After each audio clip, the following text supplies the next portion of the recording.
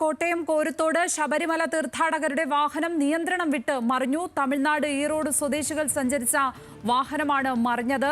17 തീർത്ഥാടകരാണ് ബസ്സിൽ ഉണ്ടായിരുന്നത്. പരിക്കേറ്റവരെ മുണ്ടക്കയത്തെ സ്വകാര്യ ആശുപത്രിയിൽ പ്രവേശിപ്പിച്ചു. വിശദാംശങ്ങളുമായി കോട്ടയത്ത് നിന്ന് ഗോകുൽ രമേശ് ചേരുന്നു. ഗോകുൽ, എങ്ങനെയാണ് ഈ അപകടം ഉണ്ടായിരിക്കുന്നത്? പരിക്കേറ്റവരുടെ സ്ഥിതി എങ്ങനെയാണ്? ഇന്ന് പുലർച്ചയോട് കൂടിയിട്ടായിരുന്നു അപകടമുണ്ടായത്. ശബരിമലയിലേക്ക് പോയിക്കൊണ്ടിരുന്ന തീർത്ഥാടകരുടെ വാഹനമാണ് അപകടത്തിൽപ്പെട്ടത്.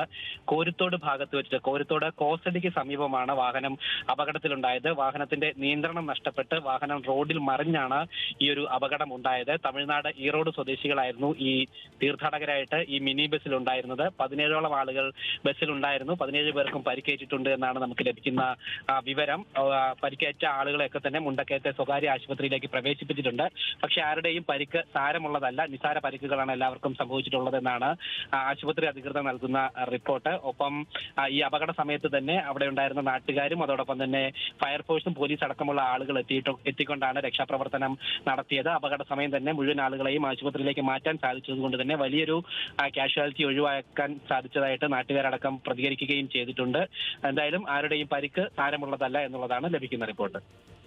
ഗോകുൽ രമേശാണ് വിവരങ്ങൾ നൽകിയത് കോട്ടയത്ത് നിന്ന്.